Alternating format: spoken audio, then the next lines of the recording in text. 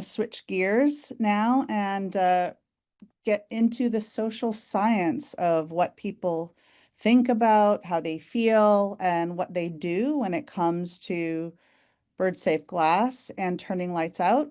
We have two people presenting in this session. The first up is Shelby Carlson. She's going to present on stopping collisions starts at home.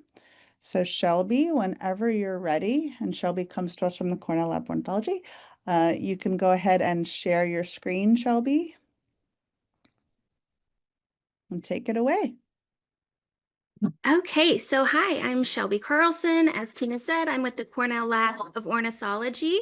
I'm a social scientist and a research associate here, and today I'm going to be sharing a little more about our work that we're doing to understand how residents think and feel and behave regarding the treatment of their windows. Now, we know that collisions occur at a range of human-built structures, right? We have low rises, residences, to power lines, communication towers, from wind turbines to high rises, right? All of these require our attention and they require intervention. However, for this talk, I'm just going to focus on the residences right here, which ultimately account for about 44% of all bird building collisions in the US at least. And the reason residential buildings are such a problem is in large part because there are so many of them on the landscape, right? We know that around 253 million birds die at our homes in the US every single year.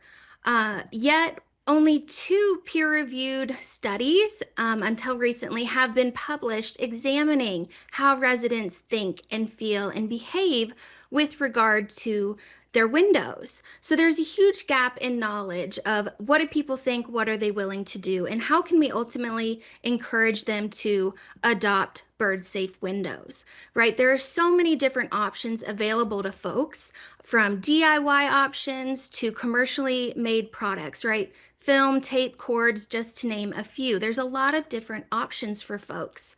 But what's going to be most effective to actually get them to take that next step and put these on their windows? Well, in order to answer that question, we have to integrate social science, right? We have to systematically study human behavior if we want to promote more and more folks to take these measures. So I'm going to go over just a high-level summary of three different studies that we have underway here at the lab. The first one being a messaging experiment.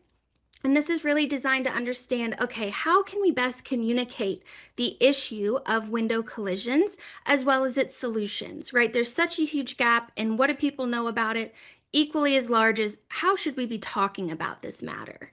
And this is ultimately designed to understand which message is most or least effective in increasing people's intention, their behavior intention, their willingness to do something. The second study that I'll talk about is an elicitation experiment that's really focused on what are people, residents in particular, willing to spend? What do they say they're willing to pay to treat the windows at their home? Because we know so many of these options do exist on the market. And then finally, of course, recognizing that, saying I'm willing to pay a certain amount is very different than actually paying that amount, right? There can be a gap between what I say and what I actually do. So the third study is an actual tracking of consumer behavior.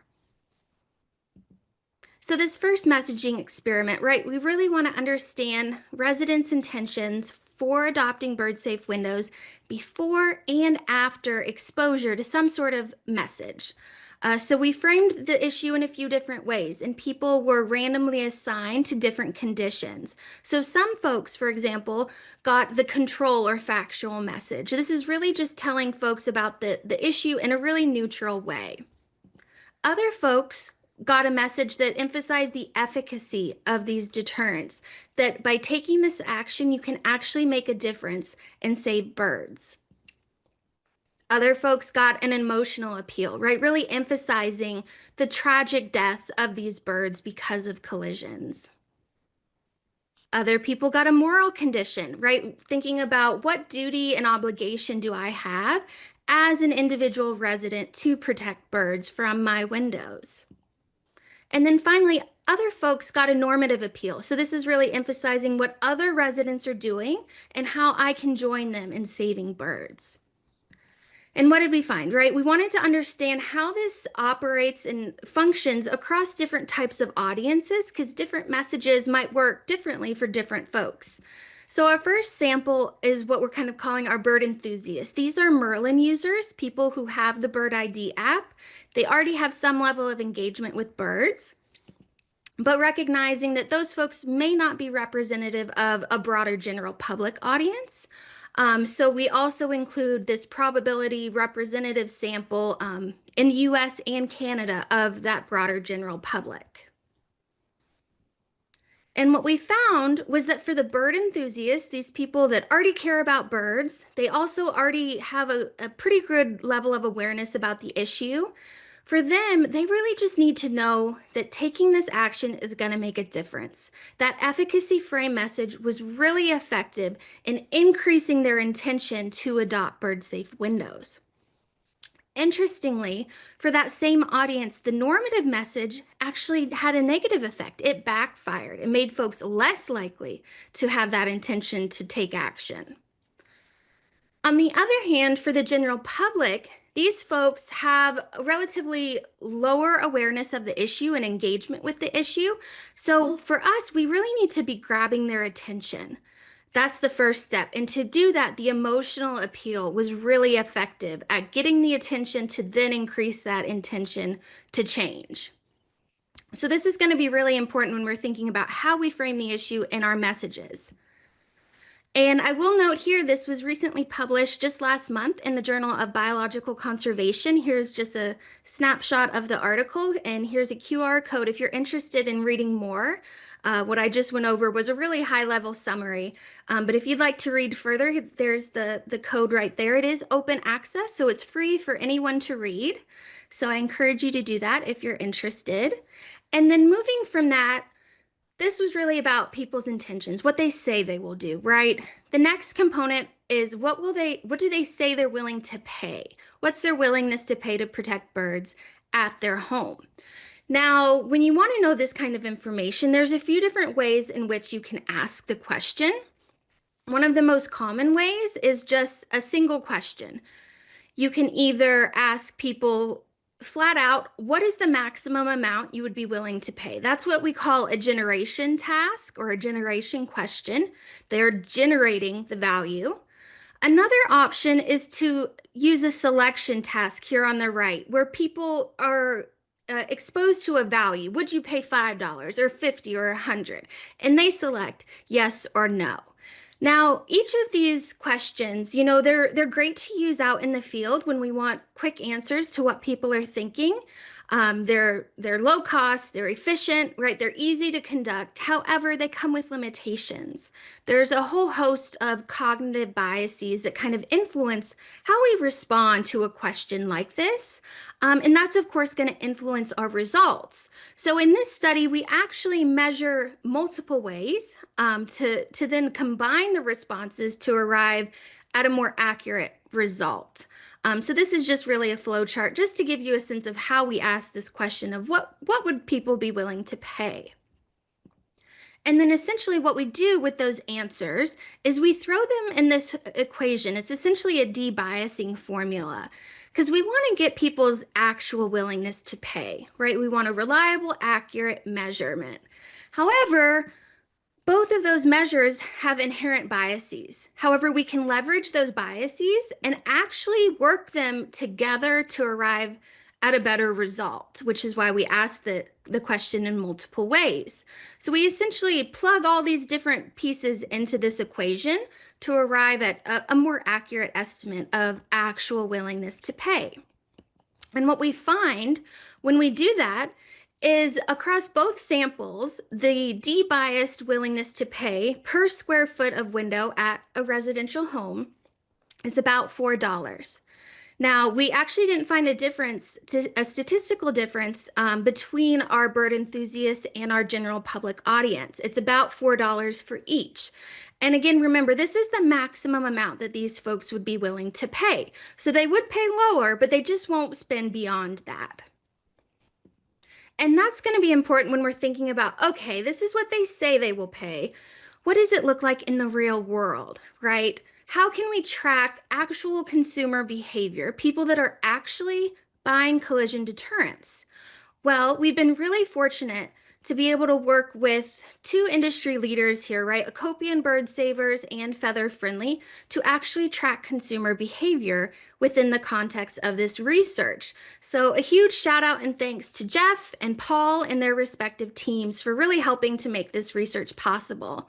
And what we wanted to do within both of these companies is understand, okay, if we give people information and different types of interventions or incentives, are they more or less likely to take that final step to actually buy product? So we tested this experimentally designed framework here where some folks that we recruited, they get just the message itself, informed by that messaging experiment that I just went over, right? Just telling them about the issue and the solutions. Other people got a pledge. We first asked them, would you pledge your commitment to treating the windows at your home? Other people received a discount, 15% off your order. Other folks got a combination of a pledge plus a discount. So we can look at the interaction between these two different interventions to understand how can we promote these? Should we be promoting these different options to actually lead to behavior change, which is, of course, the ultimate goal. And we conducted this work and are conducting this work in a few different phases. The first phase we've already done, that was in May and through July of this year. And we recruited about 8,000 folks. So these were individuals who registered for a webinar that the lab hosted that was dedicated to bird safe windows. So they already have some interest, right? They're already a little bit engaged with the topic. And I'll just go over a few results here, just some descriptive results. For Feather Friendly, for example, we had 55 customers, and you'll notice the average order was for 25 square feet of treatment, about $65. You convert that, it's about $2.64 per order per square foot. That is, of course, lower than, if you recall a few slides ago, people's maximum willingness to pay. And that's the great thing here. You can be willing to spend $4, but once you go around and look at a lot of the options, you don't have to. A lot of these options are much more affordable than folks might initially think. I will note, however, that we did have a few issues with the glitches in the tracking of our Acopian orders, so I'm not going to share that, but we did have a handful of those folks. And even so, right, we still have reached about less than 1% of that 8,000 initial recruitment taking that step to make the purchase.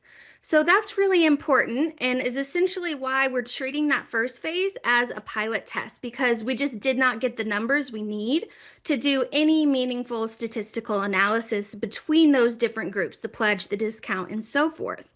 So with that in mind, we're going to be replicating the study this spring as our phase 2 version. And to ensure we get the sample sizes we need, we're essentially going to be sending it to the lab's entire listserv, about 8 million contacts.